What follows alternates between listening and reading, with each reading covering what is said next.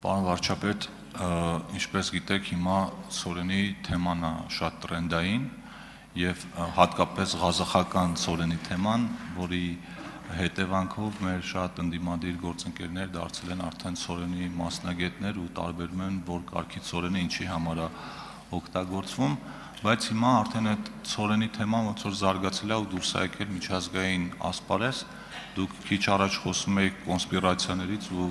այդ դավադրապաշտական տեսություններից, հիմա ոնց որ այդ դավադրապաշտությունը նաև Հայաստանի սահմաններից է դուրս եկել։ Մասնավորապես այսօր հայտնի դարձավ, որ Ռուսաստանի արտաքին հետախուզական ծառայությունը տարածել է հաղորդագրություն, որի իմաստը հետևյալն է, որ Հայաստանը պատրաստվում է ցորեն գնել Ուկրաինայից, ընդ որում կրկնակի թանկ գնով ի վնասիրեն, եւ դրա պատճառը այն է, որ Հայաստանը այդ տարբերակով ցանկանում է Ռուսաստանից կտրվել եւ այդ բարձր գինը փոխհատուցելու է Եվրոպայից ստացած ֆինանսավորման հաշվին։ Ես գիտեմ, որ դուք այդ մասին լրագրողների հետ զրույցում խոսել եք, բայց դրանից հետո նաեւ այլ զարգացում տեղի ունեցավ Ռուսաստանի նախագահ Վլադիմիր Պուտինի մամլոք արտուղար Դմիտրի Պեսկովը մեկնաբանելով այս հարցը ըստ էության չի հերքել եւ անդրադառնալով այս թեմային նաեւ ասել է, որ որպես կանոն արտաքին հետախուզական ծառայության հայտարարությունները մերկապարանոց չեն լինում։ Ես ձեզ կխնդրեմ այս երկու հայտարարություններն էլ մեկնաբանել։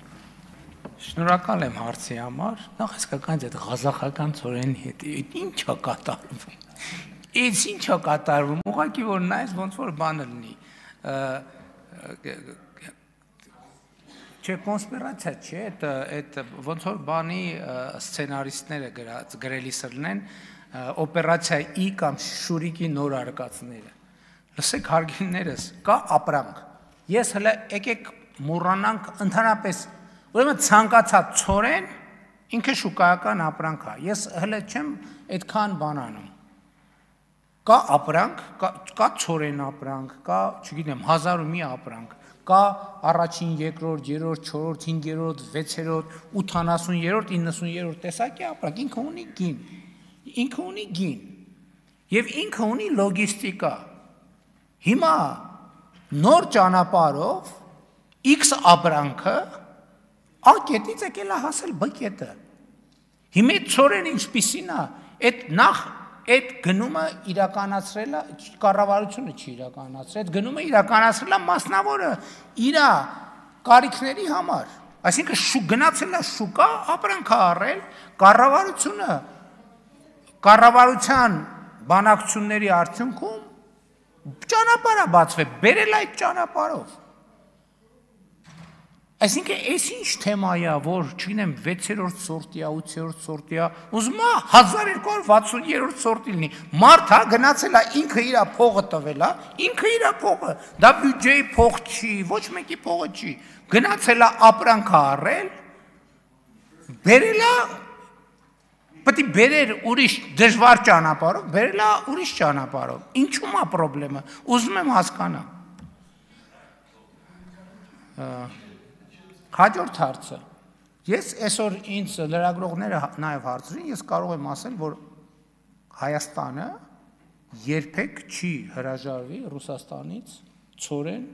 ձեռք բերելուց, երբեք չի հրաժարվի, պաշտոնապես ասում եմ, բայց Հայաստանը երբեք չի հրաժարվի նաև տենաց շուկայում էլ ինչ կա, իսկ էլ ինչ կա, Էլով է ցորեն վաճառում, կա առաջարկ մեծ ցորենի, ես ձեզ երաշխավորվում եմ, որ բացառված է, որ մեկը գա մեզ ասի, գիտեք ինչ ցորեն ունենք, կարող է առնեք, մենք ականջներս փակենք ու վազելով փախնենք այդտեղից, չի լինելու այդպիսի բան։ Եվ այսօր ես չեմ ուզում թաքցնել մեր առաջարկներ կան, Ղազախստանից, երբ որ տեսել են, որ մենք Ղազախստանից ձեռք ենք բերել, ուրիշ վաճառողներն էլ ասում են կարող է հետաքրքիր է ձեզ այդ թեման։ Մենք էլ ասում ենք գինը ասեք։ Գինը հետաքրքիր կլինի, հա, գին որակ բնականաբար։ Հետաքրքիր չի լինի, կասենք չէ, հետաքրքիր չի։ Ինչու՞մ է խնդրումը։ Այսինքն ես էլի բան ցորեն առնելը ամուսնություն, հա, որ Էլի մենք այդ ռեժիմը ես չեմ հասկանում, որ բանը տերես ворթյակա, տերես հնազանդ է, տենց հարաբերություն չկա, մենք ծորենի առևտրի մեջ ոչ մեկի հետ նույնիսկ եզրասի օրհնությամբ տենց հարաբերության չենք մտել։ Ինչու՞ է խնդրեմ, ես տենց չեմ կարող հասկանում։ Համեցեք արձագանք, պարոն Թոնյան։ Շնորհակալություն։ Պարոն վարչապետ, միանշանակ Հայաստանի Հանրապետությունը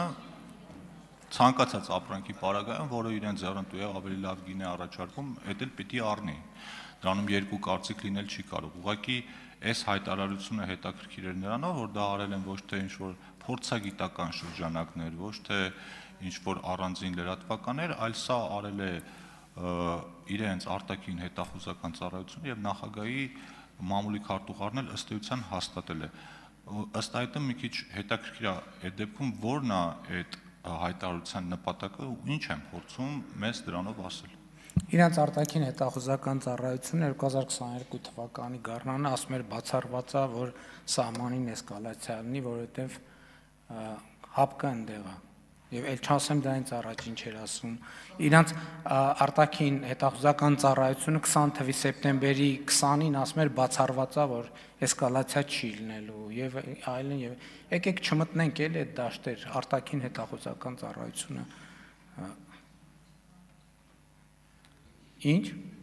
չմտնենք շնորհակալություն